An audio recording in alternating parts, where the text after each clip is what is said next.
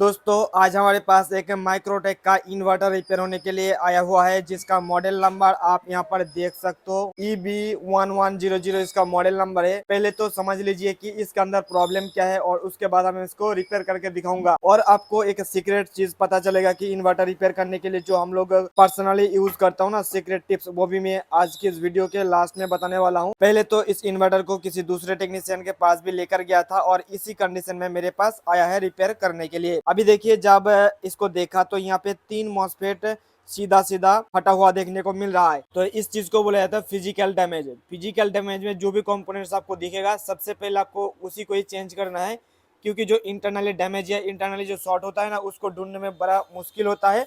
जब तक आप जो फिजिकल डैमेज वाला रिव्यू नहीं करोगे या उसको चेंज नहीं करोगे, तब तक बहुत ही मुश्किल है तो इंटरनली शॉर्ट कंपोनेंट्स को ढूंढना। जब मैं इस पीसीबी को स्टडी करके देखा तो मेरे को 2 चीज यहाँ पे खराब देखने को मिला है और मिसिंग देखने को मिला है।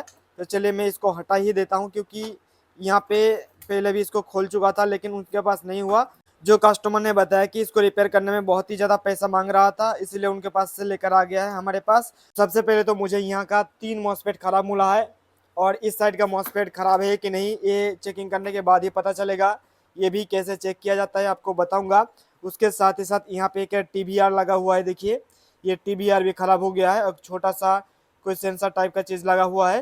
तो चलिए सबसे पहले पीसीबी को बाहर निकलता हूँ और उसके बाद सबसे पहले ये वाला टीबीआर और ये 3 मॉसफेट को रिप्लेसमेंट करके देखता हूँ कि अभी इसका कंडीशन कैसा आता है। और खास तौर पे दोस्तों, अगर ये वाला आईसी खराब हो जाए ना, तो बहुत ही मुश्किल है इस इन्वर्टर को रिपेयर करना, क्योंकि इसके अंदर प्रोग्राम किया हुआ रहता है। लेकिन ये वाला आईसी और ये वाला आईसी अगर खराब हो जाए तो भी रिपेयरेबल है। कई बार हमने रिपेयर कर चुका हूँ ये वाला आईसी रिप्लेसमेंट करके, लेकिन ये वाला में बहुत ही दिक्कत होते हैं, लेकिन हो जाते हैं, लेकिन दिक्कत होते हैं बहुत।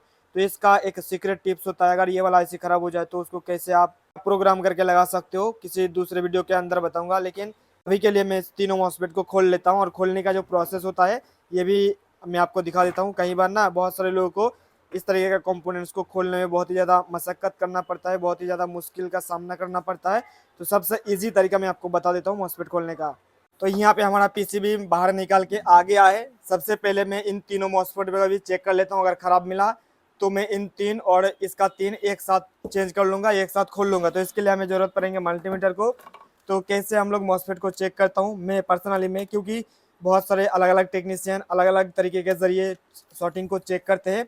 ये अपना खुद का पर्सनल एक्सपीरियंस के हिसाब से वो लोग करते हैं, लेकिन मैं जो चेक करने का तरीका पर्सनल इस्तेमाल करता हूँ, मल्टीमीटर को कंटिन्यूटी रेंज पर रखता हूँ।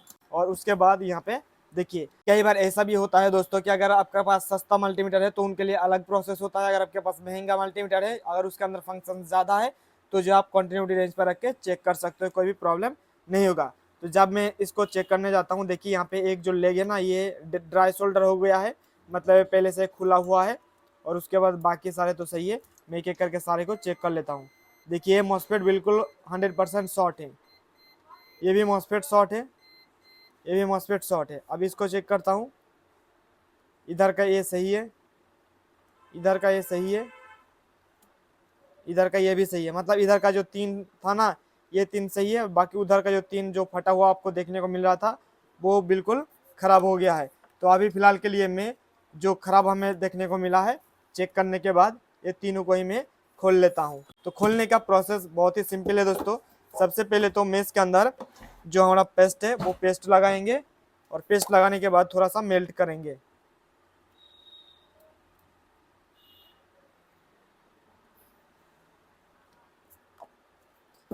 अब हम सोल्डरिंग आयरन की मदद से इसको एक थोड़ा थोड़ा करके मेल्ट कर लेंगे, ताकि इसको खोलने में आसानी हो जाए। देखिए मेल्ट हो गया एक, ये दूसरा मेल्ट हो गया।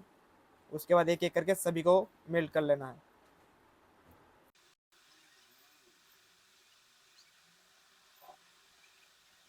तो सभी के सभी लेग्स मेल्ट हो गया है। अब बारी आते हैं मेन चीज़ की।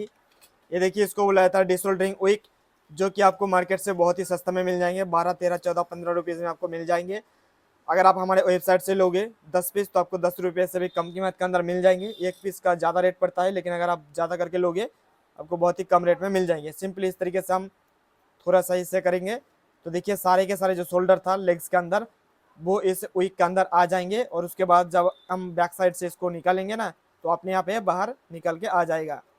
तो मैं इस तरीके से सारे जो लेग्स है ना, उसका सोल्डर को मैं रिमूव कर लेता हूँ और फिर मैं आपको पीछे साइड से इसको कितने आसान तरीके से हम खींचेंगे ये अपने आप बाहर आ जाएगा।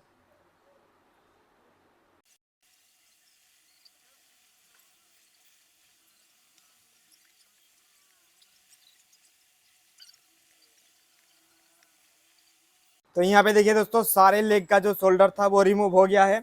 अब बारी आते है कि इसके जो स्क्रू लगा हुआ है, स्क्रू को मैं थोड़ा सा ढीला करेंगे और ये अपने आप बाहर निकल के आ जाएगा। चलिए ये भी मैं दिखा देता हूँ आपको।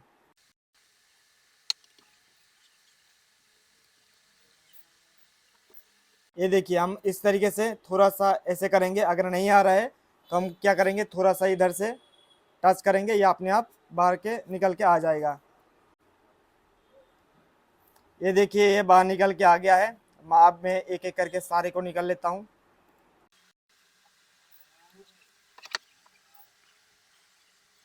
ये देखिए दूसरा भी निकल गया है। अब तीसरी की बारी है, तीसरा भी मैं निकाल लेता हूँ क्योंकि थोड़ा सा ये साइड में रह गया था ना शोल्डर, इसलिए खुल नहीं रहा है। लेकिन यहाँ पे देखिए थोड़ा सा आप टच करोगे तो ये आराम से बाहर निकल आएगा।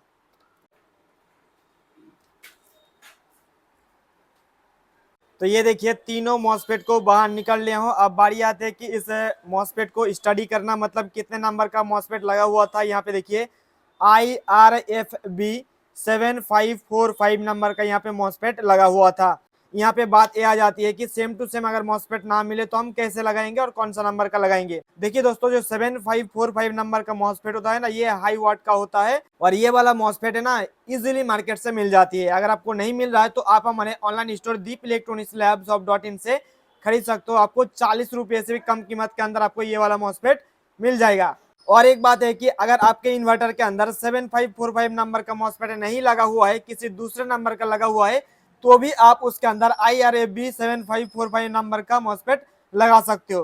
तो चलिए सबसे पहले तो तीन नया 7545 नंबर का मॉसफेट में निकालता हूं अपने बॉक्स के अंदर से। और मुझे यहाँ पे और तीन कंपोनेंट्स खराब देखने को मिला, जो कि आप रेजिस्टेंस देख सकते हो।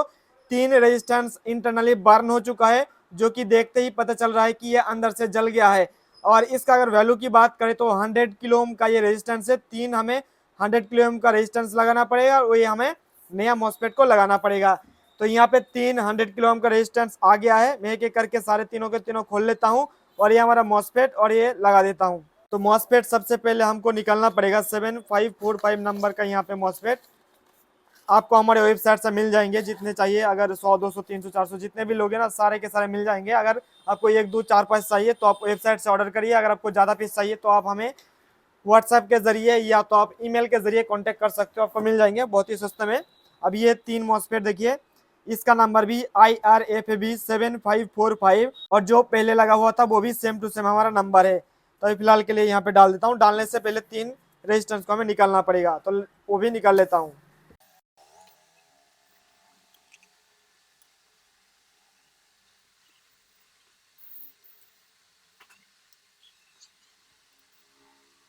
तीनों रेजिस्टेंस को निकाल लिया हूँ। अब ये सारे जगह को मैं क्लीन कर लेता हूँ, नहीं तो दोबारा अगर रेजिस्टेंस लगाने जाएंगे तो उस टाइम बहुत ही ज़्यादा दिक्कत होंगे, इसलिए इसको क्लीन करना बहुत ही ज़रूरी है।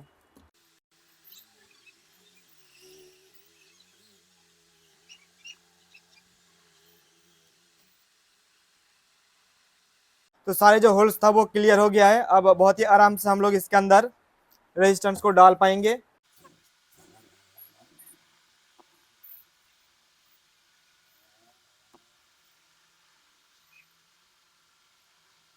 तीन रेजिस्टेंस लग चुका है। अब बारी आते हैं मॉसफेट की बारी, तो मॉसफेट को भी मैं लगा देता हूँ। मॉसफेट भी लग गया है। अब बारी आती है थोड़ा सा जो हीट सिंक कंपाउंड है, वो हीट सिंक कंपाउंड भी थोड़ा सा मैं लगा देता हूँ ताकि ये इसका हीट ट्रांसफर ज़्यादा अच्छे से हो सके।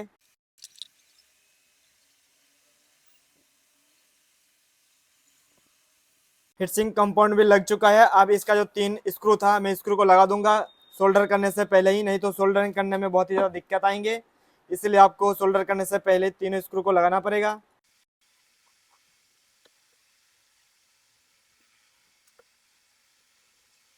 चलिए तीनों मॉसफेट का जो स्क्रू है वो लग चुका है। अब बारी आते है इसको सोल्डर करना। सोल्डर करने से पहले जो मॉसफेट था ना, मॉसफेट था लेग से, उसको मैं काट के छोटा कर लेंगे।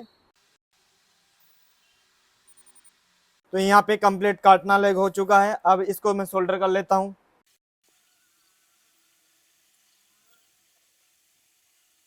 सोल्डरिंग भी कंप्लीट हो गया है। बाकी जो सारे लेग्स था उसको मैं काट के फेंक देता हूँ। चलिए हमारा कंप्लीट हो गया है। एक बार मैं इसको टेस्ट कर लूंगा कि इसके अंदर अभी भी शॉर्ट सर्किट है कि नहीं, हमें पता चल जाएगा। मल्टीमीटर की मदद से इसको चेक कर लेता हूँ। यहाँ से शॉर्टिंग हट चुका है, यहाँ से भी शॉर्टिंग हट चुका है और यहाँ से भी शॉर्टिंग हट चुका है। अब यहाँ पे और एक कंपोनेंट्स खराब था, आप यहाँ पे देख सकते हो। जो प्राइमरी सेक्शन है जहाँ से हमारा सप्लाई लाइन इनपुट होता है, वहाँ पे एक सेफ्टी के लिए एक एमओबी टाइप का टीबीआर लगा हुआ है।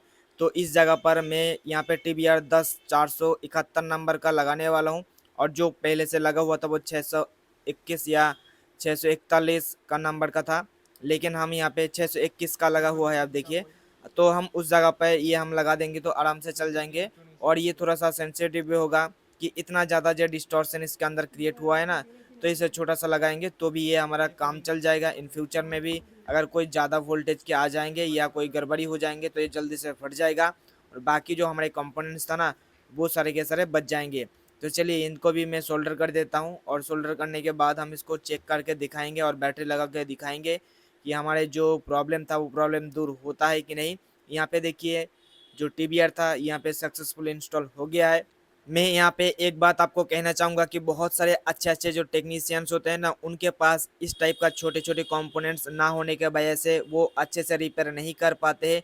उनके पास नॉलेज है रिपेयरिंग का, फिर भी वो नहीं कर पाते क्योंकि ये कंपोनेंट्स मार्केट से इजीली नहीं मिलता है, या तो उनके आसपास के जो दुकान है उस दुकान पर ये सारे कंपोनेंट्स नहीं मिलता है।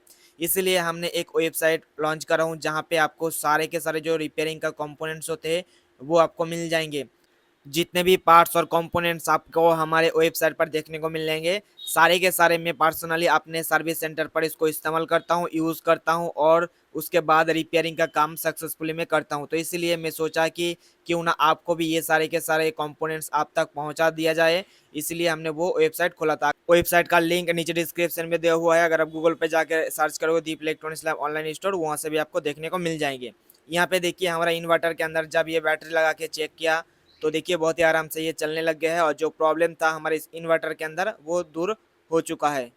अब ये इन्वर्टर डिलीवर करने के लिए रेडी है। क्योंकि हमने इस इन्वर्टर के अंदर छोटा सा बैटरी लगाया हूँ इसलिए आपको लो इंडिकेटर का ये इंडिकेशन देखने को मिल रहा होगा, लेकिन ये हमारा इन्वर्टर सक्सेसफुली 100% रिपेयर हो गया है। मुझे उम्मीद है कि दोस्तों आपको ये वीडियो बहुत ही पसंद आया है। अगर वीडियो पसंद आए तो वीडियो को लाइक कर दीजिएगा और चैनल को सब्सक्राइब कर लीजिएगा।